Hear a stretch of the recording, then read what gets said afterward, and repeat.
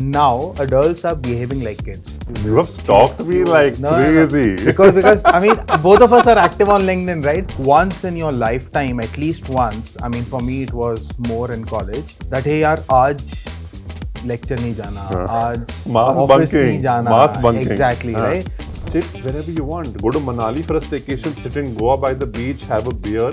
It doesn't matter to me. Are you getting the numbers? Are you moving the needle? Are you creating impact? Oh, 20-year-old Sahil, my TEDx talk is going to be talking about a conversation with my 6-year-old self.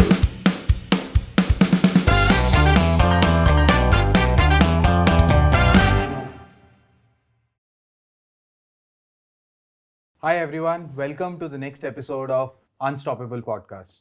And today I have a friend, a client, Sahil Nayar with us. He's a Senior Associate Director, KPMG, has a worth of HR experience, close to 1.5 decades. He has been teaching in IIMs and IITs for close to about 14 years now. LinkedIn has tagged him as the LinkedIn HR top voice, which, trust me, goes to very, very few and rare people. So congratulations on that. He's a TEDx speaker. He just did his, I think, first TEDx. Yes. A few days back. I hope that went well. Yes. What was your experience while giving that talk? I think, Ankit, to really talk of it, right? I've done so many sessions. I've been to colleges. I've been teaching. So this was no different. But the reason why I elevated the whole talk in my head was because anything that you do for the first time is always special. And I think unless you don't elevate the importance of the event in your mind, it'll be just another event.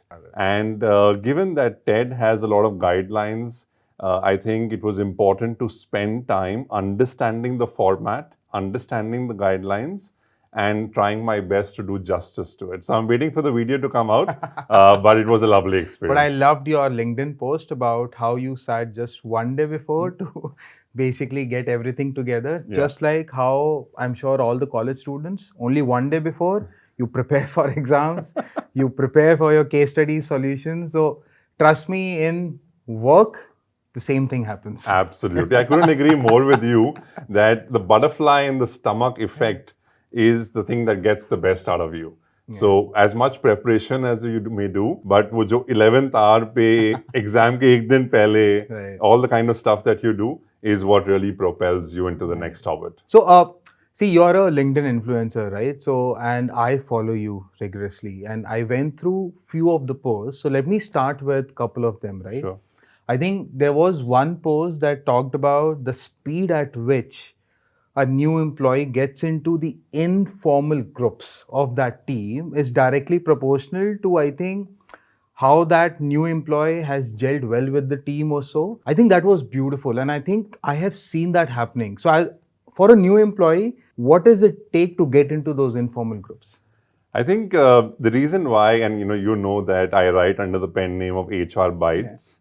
Yeah. These are small bites and nuggets based on my observations of life, based on my observations of people. And this is one such observation of noticing that, we've seen so much of change pre-COVID, COVID, post-COVID, whether it be sitting in office, whether it be hybrid, whether it be remote, whatever it may be. But whether it's a formal structure at the workplace, the real learning, or like you say, the 30, 60, 90 day, right? And the way you get inducted into the organization happens through corridor conversations, happens through sutta breaks. Sutta breaks. As much as we used to do it in the college canteen. Yeah. Very, very similar at work. And also happens through informal groups. Yeah.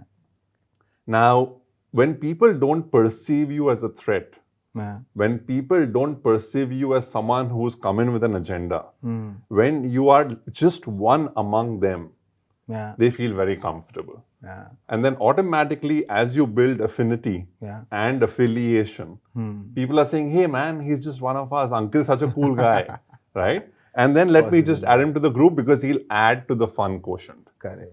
And in those groups, while it may start off as fun, the underlying most important component is trust. And once trust is eroded, then let alone being out of a group, you're actually isolated. So I think to all your viewers, one important thing that I would like to share is it's not as important as getting into these groups as it is to maintain the decorum and to sustain being on those groups by your conduct and your behavior. Yeah, I think I can relate this to our internal conversations and Unstop, right? So when we were discussing internally as to what should we do with our clients, right?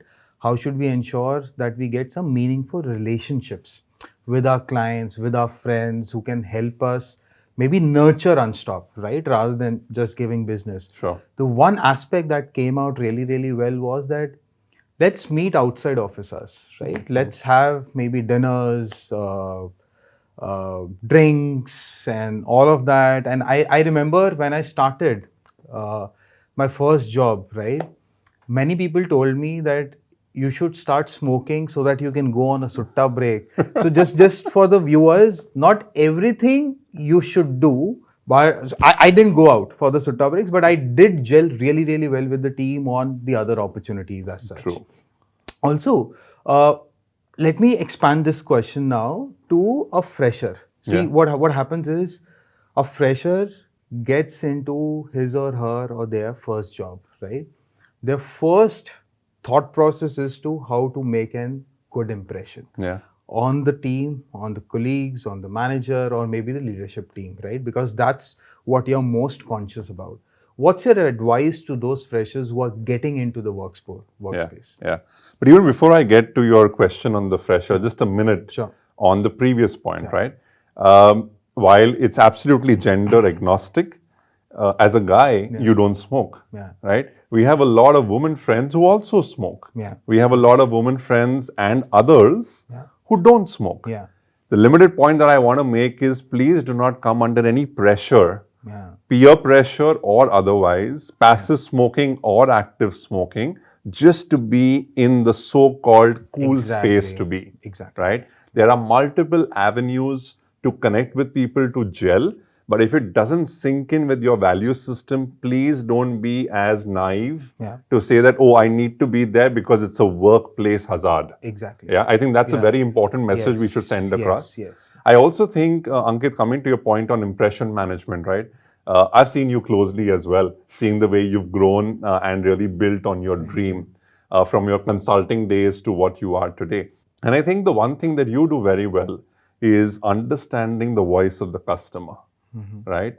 Now, many a times, whether a fresher comes into an organization or a lateral hire or even a leadership hire, I think they come in with a certain level of, I wouldn't call it baggage because baggage could be a negative word, but a certain level of history, right? It could be knowledge of the previous organization. It could be knowledge of how things have worked. It could be great academic excellence for a fresher. But I think what's most important is understanding the context in which you are present. Because you may have a lot of knowledge, you may have a lot of experience, but what would have worked in X organization may not work in Y organization. Right? And therefore, being able to leverage on that knowledge, but contextualize it in the present environment is very, very important. No, agreed. And now, when you say contextualizing, right?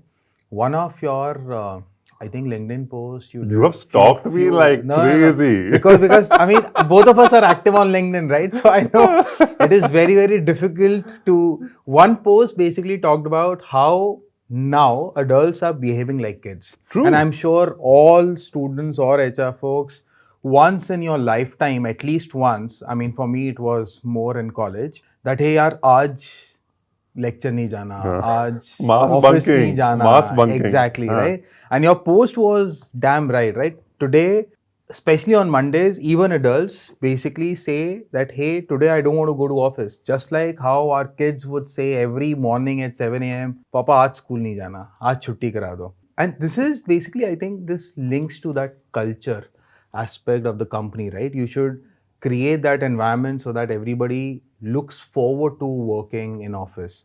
What's your views on that culture? And culture is very, very specific to a company. True. I think before we touch on culture, and we spoke a little bit about it yesterday as well, I think culture is a very, very fuzzy word because everybody has a different definition of culture. Some people say it's values, some people say it's everyday behavior. Some people would say, hey, you know what? Anything that doesn't fit in anywhere is culture, right? And then when you ask them what is culture, they have a very, very different definition of culture. But I think fundamentally, every human being has a child within them. And this is about what we study in human resources called ego states, right?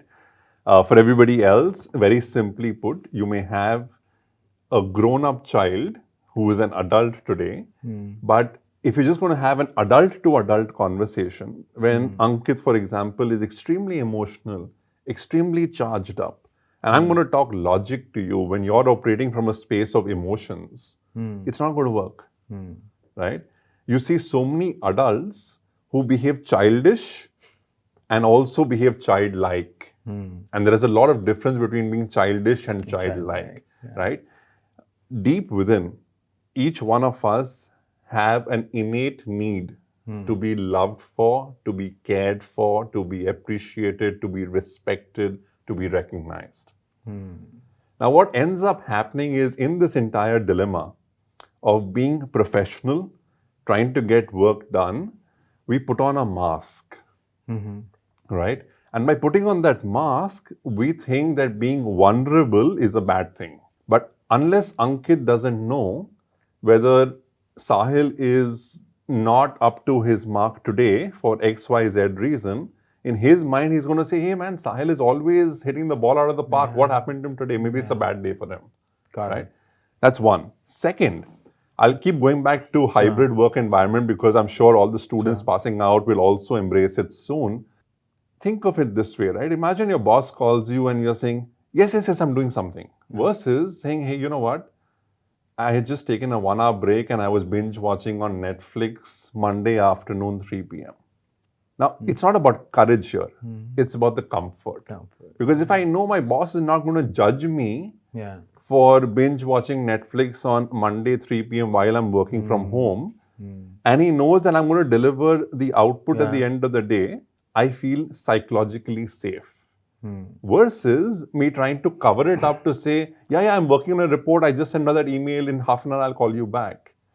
And let's understand, people are not fools, right? So if you're in the middle of a Netflix zone and suddenly you get a work call, you're not going to be able to transition almost immediately. Many smart people don't pick up the call and then call back in 5 minutes, right? But I would say be genuine. And if people are going to understand you, what better than that? And it's very, very difficult to have that kind of an understanding when an organization is as big as KPMG, right? Few managers would be able to do that. Few managers may not be able to do that.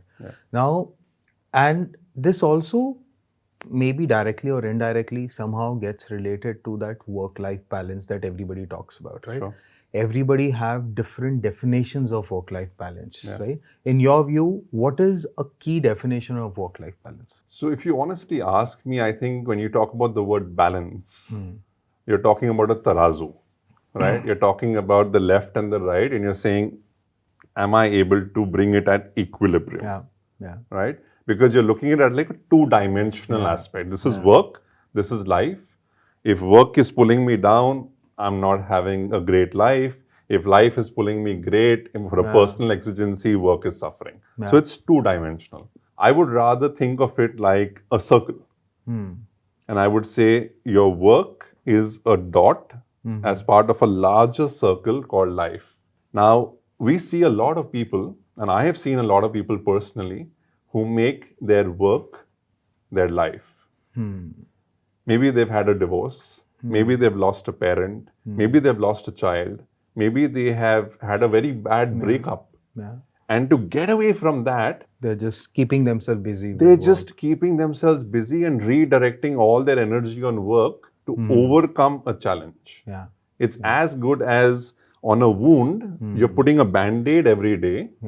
But the septic is not going because you're not dealing with healing the wound. It has to be open, actually. It has to be open. It has to be actually be healed. And then if there's need for a surgery, you got to do a surgery. Yeah. But just by putting the band-aid because that wound looks ugly is not going to make it cured. Sure. So to deal with that personal stress or that personal loss, you are overcompensating by increasing the number of hours at work, but it's not helping. Sure. Right? That's one dimension. Yeah. The second dimension is when you look at life as the overall circumference and work as part of it, then you realize that, hey, what am I? Who is Sahil apart from his designation, apart from his title, apart from his role, apart from his organization? Who is Sahil? Right. And answering this question is very difficult. Yeah. Because if I take away your title from you, if I take away what you do, your work from you, who are you? Got it. Right? And that needs a lot of soul searching. And therefore, I call it work-life harmony. So are you able to harmonize the coexistence of these two dimensions in your life? Yeah. And the third point I want to make on this specific question is the sheer fact, Ankit, that a lot of people over the years have not really changed definition of words in their mind. Okay. What do I mean by this? Our parents' generation would say loyalty is a long service award, is 10 years as an organization. Now, those 10 years, I would have been productive for 1 or 2 years, and the remaining 8 years, मैंने ऐसे ही काट लिए. But I've spent 10 years, and 10 years is equal to loyalty. Yeah. Today, for me personally, with the way generations are moving, and our generation as well, as long as you're committed 100% for as long as you've signed up for on an agenda for an organization, to me, that's loyalty. Got it. If you're with an organization for 2 years, 3 years, 4 years, as much time as you decide to be there, as much as your aspirations and interests are maintained in the organization, give it your bloody 100%. Now, that's loyalty. Just by being busy doesn't mean that you're productive. Yeah. Yeah. Yeah. The thing should move, Things should essentially. move. Yeah. And you got to create impact. I think a lot of people today are being very busy, are hustling, right? But they're not really creating impact. Yeah. And when you have performance conversations with people, they find it very difficult to tangibilize how have they moved the needle. Of course, they are busy 8 hours, they are 10 hours. There's a lot of input going in. Yeah. But if you have to measure output, very few things to list down. Very. And therefore, coming back to what we used to measure earlier, right? Sit outside my office. I want to see you. If you're away for a smoke break or lunch break for an hour, oh, you're not working. Versus today, sit wherever you want. Go to Manali for a staycation, sit in Goa by the beach, have a beer. It doesn't matter to me. Are you getting the numbers? Are you moving the needle? Are you creating impact? Yeah. So I think fundamentally as India Inc., we are moving in this direction of saying input doesn't matter as long as you're maintaining the value system. You're getting the output, that matters to me. Enjoy your flexibility, enjoy your space. Nice. No, I mean, the word impact threw me to, I think, one of your earlier discussions or talks where you talked about the 4 powerful I's, right? One is information, interest, informed, interest, inspiration, and there was a 4th. Do you want to tell about that metrics? I think I didn't wrote this a long time ago, but I think a lot of people today get very stuck up in the fact that Ankit, तूने मुझे बताया नहीं. Right? Now, where are they operating from? They're operating from a space that says, why am I not in the loop? Versus saying, Ankit, I know you're doing 1, 2, 3, 4. I met a very interesting person yesterday. Let me connect the two of you. I think for the largest student community, you can create a lot of impact. Yeah. Yeah. Now you see how this conversation is so different? Yeah. This conversation is so different because one conversation is so empowering, so liberating, and so purposeful. Yeah. Because you're actually saying a great guy with ruthless education out there to execute. Yeah. Another great guy willing to make an impact needs a platform, needs a source. Let me connect 2 brilliant individuals for the larger good. Sure. Versus being in a space है यार तूने मेरे को बताया नहीं, had you told me I would have remembered, out of sight is out of mind, I didn't think of it, blah blah blah blah. Draining conversation, negative conversation. So we all have a choice, and it's up to us to decide which side do we want to be on. You also, for the HR students that are viewing, right? There is a term called full stack HR. Many a times when we always talk about HR, it is talent acquisition. I mean, that's the first thing that comes to your head, right?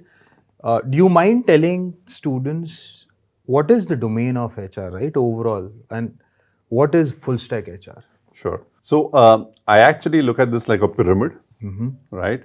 And I say there are 3 layers in the pyramid. At the bottom of the pyramid is paper. Okay, and I'll explain each one of them. There is paper, there is process, and then there is people on top. Paper, to my mind, is administrative HR, which we also call today as HR shared services or HR operations, right? I need an employment letter for my visa, I need an offer letter, I need whatever. So that's all paperwork, right? And I think this entire layer of paper should eventually be replaced by technology. So get tech in for all the, SMEs or SMEs that are in that space. And even I see a lot of large organizations still operating on Excel today, right? I would suggest, recommend, please set aside a budget for technology. Invest in technology, whether it is hiring needs, whether it is learning and development, whether it is HR shared services. Invest in technology to do what technology can do faster, cheaper, more economical, and more effective than what humans can do, right? The second is process. I think many a times we say that the dog should wag the tail, but the tail ends up wagging the dog, right? And that's so ironic. You talk to people and they say, नहीं, but यहाँ ऐसे होता है. नहीं, but ये process है. But हमें process follow करना चाहिए. And you're saying, that guy is in the ICU, there's an emergency. You can't wait for a week for a committee to sit, for us to decide and then say, okay, now I will approve an additional budget. So you have to understand that humans create processes. Processes don't create humans, right? Because of processes, at times you may even lose humans, right? So that process piece is to be agile, is to be tech-enabled, is to be feeding in from the paper, and most importantly, needs to be here and now. Right? I love the way the government of our country today is revisiting so many acts, right? The ID Act and so many others are being revisited for the generation of today, not 1800s, 1900s, right? Organizations need to do something a lot more similar. I know as we grew up, we heard of large organizations that introduced some of these benefits even before the government introduced it. Where is India Inc. thinking of the millennial of today, saying what does the millennial want 10 years later, 20 years later, and can I introduce not just a employee-friendly policy, but not just an EVP or not just doing employer branding, but actually doing it with a purpose. And revisiting all of your processes, whether it's recruitment, talent management, development, L&D, rewards, recognition, engagement, you name it. Revisit that and say, hey, today I have a multi-generational workforce. I have an 18-year-old and I have an 80-year-old as a senior advisor working. Their needs are very different. Can I give them a bouquet where they can customize their own compensation just the way they want? There'll be a part of the statute to it with PF, voluntary PF, all of that. But there'll also be a lot of flexibility that you can offer. That's process. And then I'm assuming the process also, in most of the cases, can be automated through technology. It has to be. Has to be. But at the same time, there has to be the human touch with process. Got it. Right? So let's say, for example, my parent is in the ICU, right? Don't ask me to go onto a bot or raise a ticket and wait for a response. Is there somebody I can talk to who's going to say, hey, Sahil, don't worry, you focus on your parent. I will do whatever it takes, and in the next 1 hour, you'll get an update. Versus a bot writing to me, hey, Sahil, thank you for raising this ticket. We are looking at it. We will get back to you. Now, I'm going to say, hey, where is empathy? Right? So, for paper, 100%. Bots, technology, 100% is good. For process, I would say it's a hybrid. Yeah. You got to bring in 80-20 high maybe. tech, Yeah. but you also got to bring in high touch. High touch. So you have to have the human element in process, because there may be aspects where, as I said, very human centric.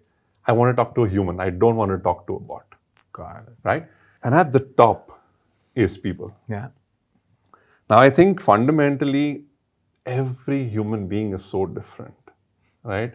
At the top of the pyramid, you have people who operate through ego, or what we call as super ego, right, in the psychology. You have people who are CEOs in their 60s, but still behave like children in boardrooms, right? Who deflect conversations, who manipulate facts, who twist data. And maybe they do it with a purpose to look at a larger goal. I'm not saying it in a negative tone. I'm saying it because many people don't understand it. Got it. Now, the question is, what are you doing to manage that set of ego? Is the ego coming with arrogance? Is it coming with humility? Is it coming with I know it all as subject matter expertise? Where is it coming from? And I think the art of understanding and dealing with people and helping bring out the best in people is the role of HR. Got it. Now, many a times I have seen this being on multiple sides of the HR domain, that HR's job is to help, enable, and facilitate decision making for leaders. Sure. In the business domain, HR's job is not to decide. Yeah. Got it. Now, the irony is when an HR leader starts thinking that I'm going to decide, my job is to enable a business leader to decide. I got to pick up the 4 best people in actuarial sciences and let my business leader take an informed decision basis my recommendations of who's the person he needs to hire. But the moment I say, hey, I'm senior enough, I understand actuarial sciences, hire this person, I've crossed that very thin line of respect. Because I'm not running the business, it's not my P&L, I don't understand the dynamics as well as a business leader would. Maybe equally well, but I'm not the one taking the decision. He's the one or she's the one taking the decision. And therefore, how do I enable him or her to take the best decision? Sure. Right? So in that part, right? So I remember at our campus hiring meet, right? You were in the panel where you spoke about AI, HR, and all. Yeah. According to you, what is it? I mean, do you think really AI will replace everything? It will just be an enabler? Again, it's a whole lot of a debate. There are contracting views. I personally believe it cannot replace, right? But definitely it can be an enabler. But what are your views? Sure. No, I often get asked this question. And as you rightly said, there are 2 schools of thought. But I would tend to agree with you. I would say AI will never replace humans. But humans who know AI will replace humans who don't know AI. Yeah. So I think that's what's going to happen. So we're going to coexist. Yeah. But the ones who understand AI, who understand the implications of AI, the risk associated with AI, Gen AI is everywhere. Do I know what's the right prompt to give? Do I even have an understanding of the bias that AI has because of a preconceived data set? Do I understand that, do I need to use AI for this, or is my intelligence better than AI? If that's not going to happen, and I'm giving you very basic examples, right? If that's not going to happen, you've lost the race. So I think, see, from overall perspective, right, whether students, workforce, or employees, right, I believe that if you're thinking through a subject, right, AI definitely can be used for cheating. Let's remove that, right? Or maybe for students get into those projects or so, again, let's remove that. But when you're thinking through some elements, right, you need some fundamental aspects or maybe data points or so, which AI is the best to give you those. Yeah. I think you put it very beautifully, Ankit, and maybe I'll just paraphrase that. We're living in an Insta world, right? And everybody on Insta has a POV, right? A point of view. Now, the irony is that because we've got so comfortable with having an alternate in AI, we lean on AI so much But my question is, where AI stops is where you as a human should start. Yeah. So get that data in, get that perspective in, but finally, you have to have your own point of view on all the data that's come in, which can give insights to create value. Sure. Okay, before we end, my Yes. last question is, what would be your advice to 20-year-old Sahil? Oh, 20-year-old Sahil, my TEDx talk is going to be talking about a conversation with my 6-year-old self. Oh, nice. So I went back to when I was 6 years old. Sure. But 20-year-old Sahil, I think a 20-year-old Sahil was very shy, was in a space where he felt that, you know what, let's just take one day at a time. Very linear, right? Very sequential. And I think in the last couple of years, given my exposure in various fields and various domains, I think life is not linear. And given that life is not linear, being sequential or being very systematic in a single focus doesn't really help. Sure. To build perspective, I would encourage every 20-year-old to do two things. One, look at the breadth of life, right? So don't just hang out with people who are commerce guys or CAs or MBA aspirants, so on and so forth. Talk to a data scientist. Talk to someone who is working in ISRO. You bump into someone for dinner, family, friend, parents. Get curious. Just to know what's happening. You may not have an interest. You may not do a deep dive, but get that breadth, right? How does a startup founder think at 20-year-old, right? We know of a 20-year-old who's making 1 crore a month through COVID times, just through his YouTube channel, and wants to retire at the age of 30. Now, my question to him is, what are you going to do after 30? You made your money, you got your retirement fund in place, you have wealth managers chasing you for a PMS, but what are you going to do after 30? Talk to people like that. Because when you get that breadth, you're going to be understanding cultural nuances, you're going to be understanding dynamics, you're going to be understanding human behavior. That's number one. Number two, advice to 20-year-old Sahil was depth, right? You don't need to be a jack of all trades, but you need to understand your field very well. So if someone talks to you on your field, for example, we've had conversations so many times on early talent. And I love the way you're so bang on. You have your numbers in place. You have the voice of the customer. You know exactly what's happening in the market. You're well informed of the latest things that are happening in sensations. And you're trying to implement that in your solutions for your clients, right? Which is a good thing. And I think people need to develop that depth in their area of expertise. Got it. Right? Today, a lot of people don't know who's the father of multiple things, right? Do you know where it all began? Do you know how it evolved? Do you know where it is today? Can you foresee 5 years later? Or what, according to you, right, wrong, no one's debating. But what's going to be the future of your function, your domain, your expertise? I think that's important. So these are the two things I would say. Get breadth and get depth. I think I can relate to it because my biggest fear, very frankly, is that I don't know what I don't know, right? So your first point of getting that breadth, maybe through XYZ methods, maybe talking to people, participating in engagements, maybe getting into those books. And then when you define your interests after knowing 10 things, you go deep into those aspects so that nobody else knows better than you. Yeah. And Ankit, I'd just like to add, right, not sounding as if I'm justifying, but back in the day, we didn't have access. At best, we had access to a lovely library where you had to place an order for books and those books would come 6 months later, right? But today, you know somebody or you've read about somebody or you've YouTubed somebody, it takes 5 minutes to get the person's email ID, to get the person's mobile number. 5 minutes. You name the person and you can get the number. It's that easy. Now, the question is, are you able to articulate those 5 lines, whether it's on LinkedIn or anywhere else, to the individual to say, hey, I want to talk to you.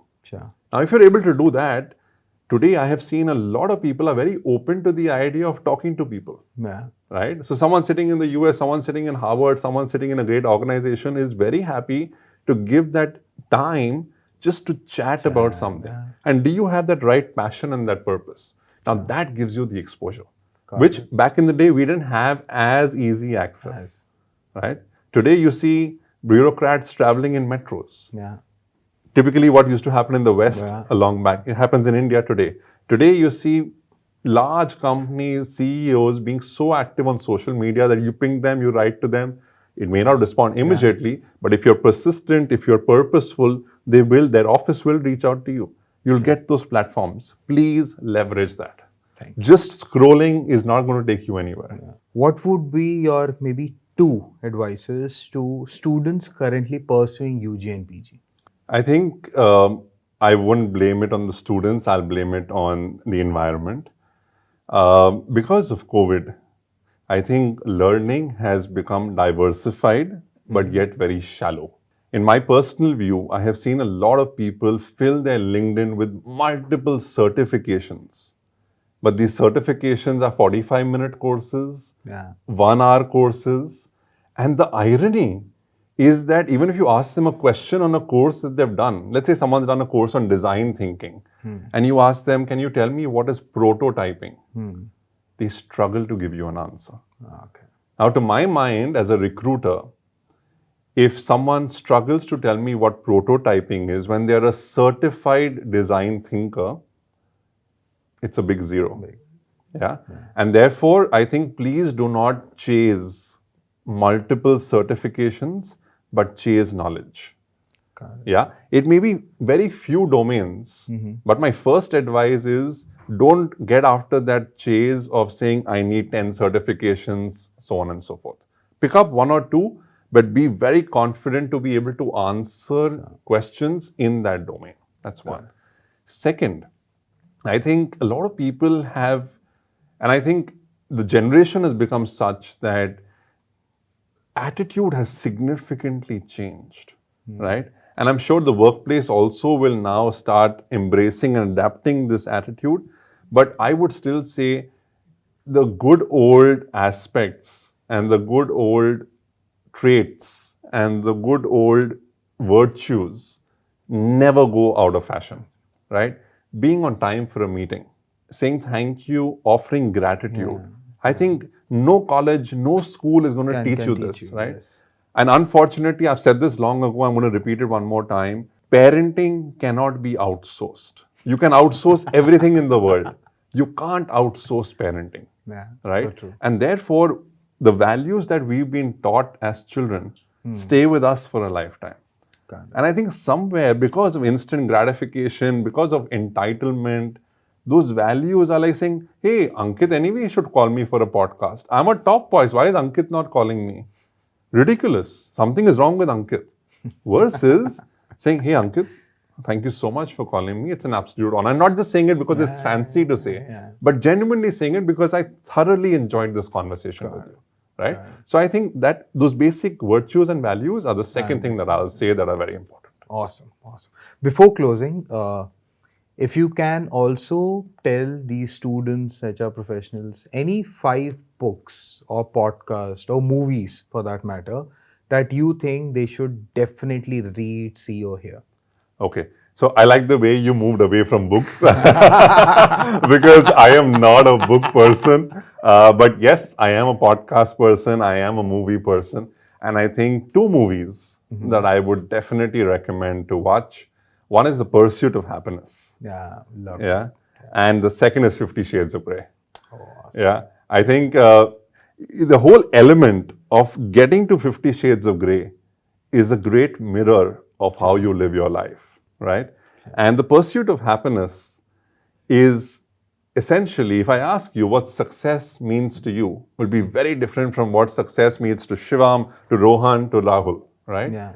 And therefore, I think understanding life in entirety and having a perspective on life and allowing that to bring forth you as a person into the world is brilliant, because happiness could mean different things to different people at different stages of their life. Right? When you're in your 20s, money may mean happiness. When you're in your 30s, family time may mean happiness. When you're in your 40s, your child growing up may be happiness. Whatever it is, be happy. So there you are. You got a whole set of advices from work-life balance to how to make your first impression, the whole stack of HR, and then obviously go for breadth, talk to as many people as possible, but also ensure that when you find your interest areas, go deep into that. Thank you so much, Sahil. It was lovely interacting with you. Thank you so much Thank for you. this. My pleasure. Thank you so Thank much. If you like this conversation, please like, share, and subscribe to the channel. And always, not just today, but every day, be unstoppable.